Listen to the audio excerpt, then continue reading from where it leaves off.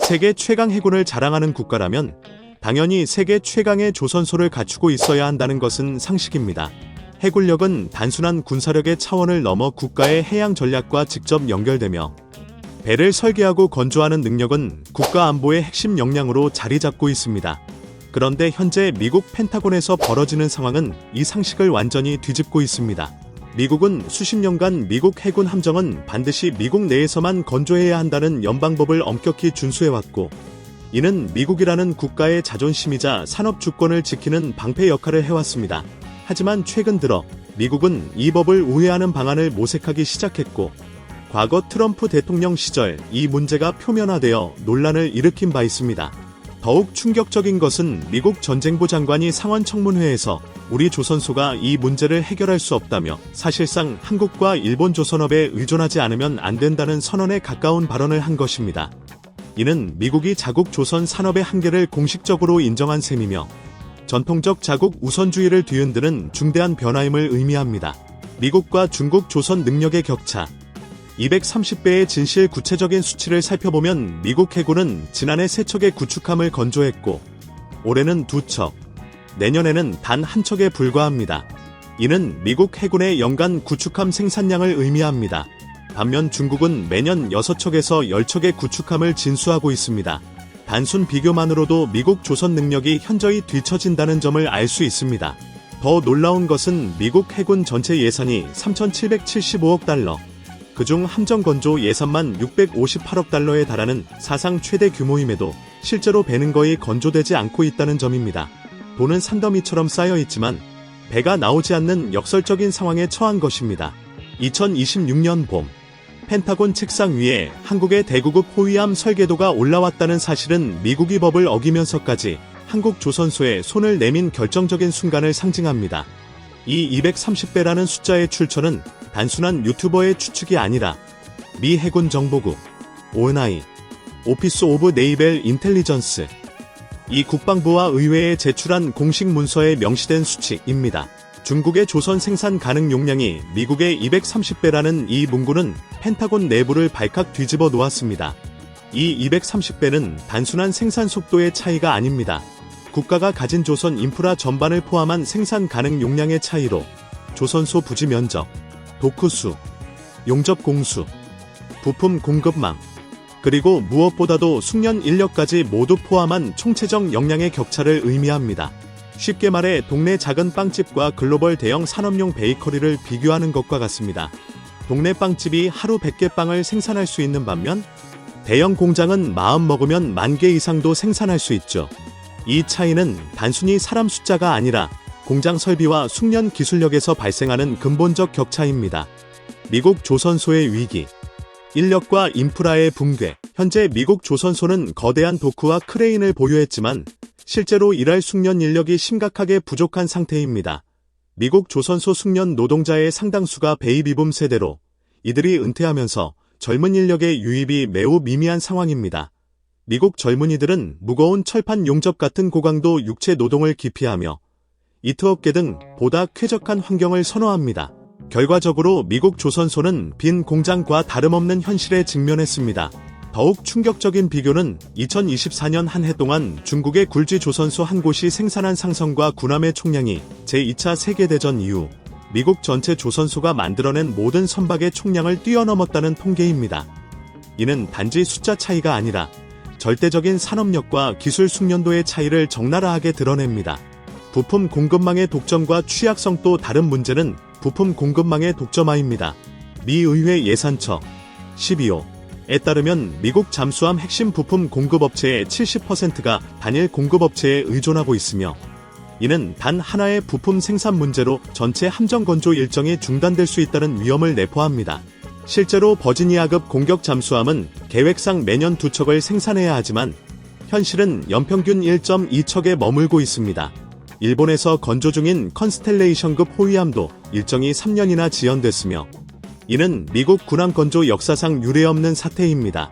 함정 수와 군사력 감소의 심각성.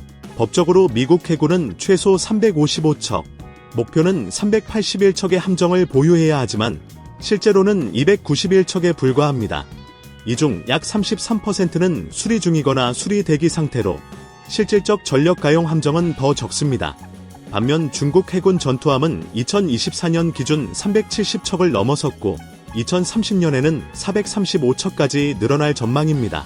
5년 후 태평양 한가운데서 미국 290척과 중국 450척이 맞서게 될 가능성이 높다는 경고입니다. 미국 정부의 자초한 산업 공동화와 정책 전환이 모든 위기는 냉전 종식 이후 30년간 진행된 미국 산업 공동화 현상과 정부 정책 변화에서 비롯됐습니다. 1990년대 초까지만 해도 미국은 민간 상선과 군함을 동시에 건조하는 이중 기능 체계를 유지했으나 냉전이 끝나면서 상업조선에 대한 정부 보조금이 전면 중단되고 한국과 일본의 저가, 공세에 밀려 미국 민간 조선소들이 대거 문을 닫았습니다. 이로 인해 숙련 인력은 흩어지고 군함용 정밀 용접 등 고난도 기술을 익힌 인력이 사라져 복구가 불가능한 상황에 이르렀습니다. 2025년 9월 5일 트럼프 대통령은 국방부 명칭을 전쟁부로 환원하는 행정명령에 서명하며 군사정책의 근본적 전환을 알렸고 10월에는 북극 안보 경비함을 핀란드에서 건조하도록 허가하는 대통령 각서를 발동했습니다. 이는 미국 연방법상의 엄격한 조선소 내 건조 제한을 국가안보 특별 면제로 처음 우회한 사례로 미국 조선업 노조의 강력한 반발에도 불구하고 문을 연 역사적 사건입니다. 트럼프급 전함과 함정 건조 모순 2025년 12월 발표된 황금함대 골던 플리트 군비 증강 계획은 중국에 맞서기 위한 초대형 군사력 확대 프로젝트로 핵심 모델인 트럼프급 전함은 구축함보다 3배 크고 레이저 무기, 극초음속 미사일을 탑재하지만 건조 비용이 170억 달러에 달해 알레이버크급 구축함 6척과 맞먹는 과도한 투자라는 비판을 받고 있습니다. 이와 달리 알레이버크급 구축함 발주는 급감하여 지난해 3척, 올해 2척, 내년 1척에 불과합니다. 고성능 슈퍼카에 돈을 쏟아붓지만 매일 출퇴근할 자동차가 없는 상황인 셈입니다. 동맹국 의존과 한국 조선업의 부상, 이에 미 해군이 진정 필요로 하는 가성비 좋은 함정은 동맹국이 만든다는 결론에 도달했고 2026년 4월 공개된 2027회 개연도 예산안에는 한국 대구급 호위함과 일본 모가미급 호위함 설계 검토 및 파트너십 연구 명목으로 18억 5천만 달러가 책정됐습니다. 이는 미 해군이 외국산 함정 설계에 공식적으로 대규모 예산을 투입하는 첫 사례로 한국 조선업계를 발칵 뒤집은 중대한 신호탄입니다. 대구급 호위함과 모가미급의 경쟁 구도 한국 대구급 호위함은 3600톤급으로 실전 운용 중인 검증된 플랫폼이며 카드라그 하이브리드 추진 체계를 탑재해 조용한 전기 추진과 고속 가스터빈 추진을 모두 구현합니다. 또한 가격과 무장 통합도에서 탁월함을 보입니다. 미국 컨스텔레이션급 호위함이 한 척당 10억 달러로 고가임에도 전투력은 구축함 대비 60% 수준에 머무르는 반면 대구급은 절반 이하의 비용과 절반 수준의 건조 기간으로 효율성을 극대화했습니다. 특히 MK-41 수직 발사대를 선체에 통합한 설계와 한국 조선소의 모듈형 건조 공법은 생산 속도와 비용 경쟁력을 높이는 핵심 기술입니다. 반면 일본 모가미급은 첨단 자동화 기술로 승조원을 90명으로 줄이고 가격은 5억 달러 내외, 건조 기간은 2년 내외로 매우 짧아 호주 해군 C-3000 프로젝트에서 대구급을 제치고 최종 선정되는 등 강력한 경쟁자입니다. 한국 대구급은 설계 도면과 저강도 합금 사용 문제, 연료관 균열 등 품질 이슈가 지적되어 미국 펜타곤 검증 과정에서 감점 요인이 되고 있습니다.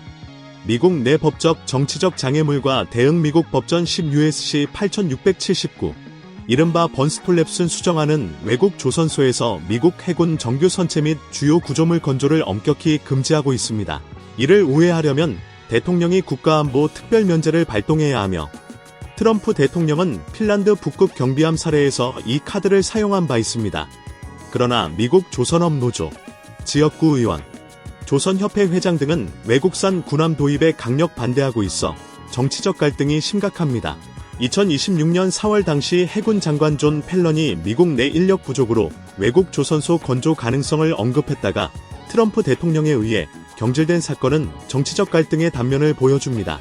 그러나 이후 의회 예산안의 대구급 설계 검토 예산은 감액 없이 유지되어 워싱턴 정가에서는 표면적 미국 우선주의와 달리 실질적으로는 한국, 일본 군함 도입을 준비하는 이중적 태도가 감지됩니다.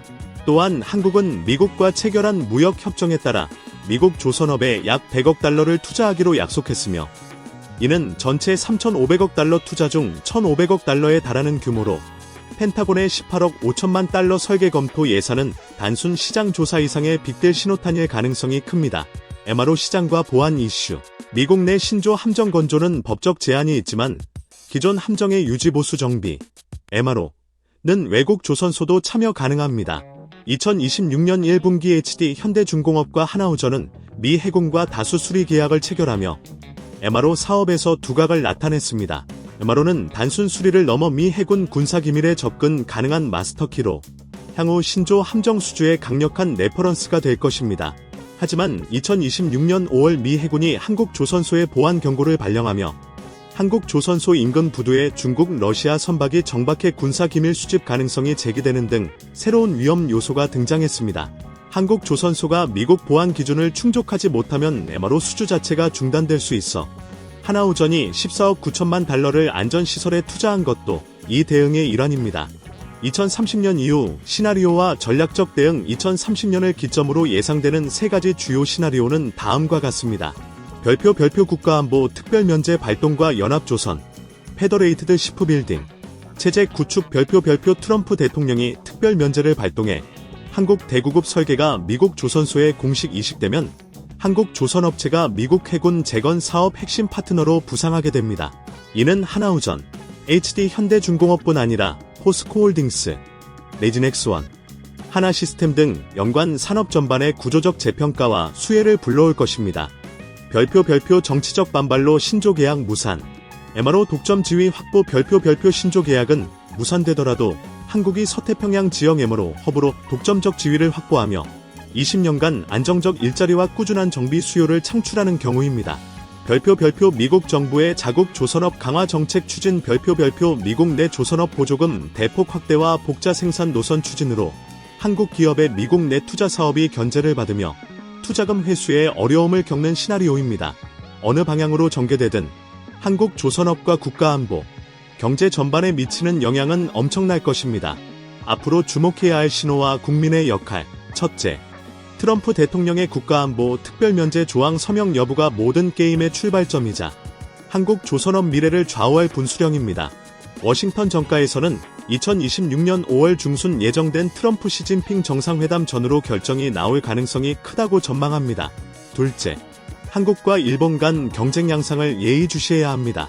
호주에서 일본이 우위를 점한 만큼 미국은 두 국가 간 경쟁을 활용해 더 유리한 조건을 이끌어내려 할 것입니다. 대구급 호위함 품질 이슈의 신속하고 철저한 해결이 핵심 변수입니다. 셋째, 한국 기업들의 미국 현지 투자와 대응력도 면밀히 살펴야 합니다. 인프라 개선, 보안 강화, 인력 채용 및 기술 이전 움직임은 미국 내 시장 확대 가능성을 높이는 중요한 요소입니다. 지정학적 의미와 경제적 파급 효과. 만약 미국이 끝까지 자국 내 조선만 고집했다면 230배에 달하는 중국 조선 능력 격차는 해상 패권의 결정적 변화를 초래했을 것입니다. 2030년경 태평양 해역의 전략적 주도권이 중국으로 넘어가고 남중국해와 대만 해협이 중국 통제하에 놓이게 되면 세계 해상 무역의 대동맥이 흔들려 해상, 운임 폭등과 함께 한국 같은 수출 중심 경제에 심대한 타격을 줄 것입니다. 물가 상승과 소비 위축으로 국민 경제 전반에 악영향이 불가피합니다. 따라서 미 해군이 한국 조선소에 손을 내밀고 미국 국방부 고위 관계자가 우리 능력만으로는 부족하다라고 인정하는 현 시점은 단순한 산업 호재를 넘어 글로벌 안보 질서와 한국 위상을 결정짓는 중대한 분기점임을 명심해야 합니다. 종합 및 결론. 지금 한국 조선업은 단순 기술 제공자를 넘어 미국 해군 재건 사업의 핵심 파트너로 부상할 기회를 맞고 있습니다. 230배에 달하는 미국과 중국 조선 능력 격차를 좁히고 미국 내 수십 년간 쌓여온 법률과 정책의 벽을 넘어서는 도전입니다. 이 골든 타임을 어떻게 활용하느냐에 따라 향후 30년간 한국 조선업과 국가안보, 경제 전반의 모습이 크게 달라질 것입니다. 이 과정은 단기 수익을 넘어 국가 전략적 미래를 좌우할 중대한 과제로 우리 후손들이 살아갈 시대의 밑그림을 그리는 일입니다. 시청자 여러분께 드리는 질문: 한국 조선업의 미국 군함 시장 진출이 가능하다고 보시나요? 아니면 미국 내 정치적 반발과 보호주의 때문에 좌초될 가능성이 높다고 보시나요? 하나오션 필리핀 조선소 인수와 HD 현대중공업 앤드류 협력 프로젝트 중 어느 전략이 한국 조선업에 더 결정적인 영향을 미칠 거라고 생각하시나요? 여러분의 소중한 의견을 댓글로 나눠주시면 큰 도움이 될 것입니다. 오늘 긴 영상 끝까지 시청해주셔서 진심으로 감사드리며 여러분의 구독과 좋아요가 더 깊이 있는 경제 이야기를 만드는 데 큰 힘이 됩니다. 다음 영상에서 더욱 알찬 내용으로 찾아뵙겠습니다. 감사합니다.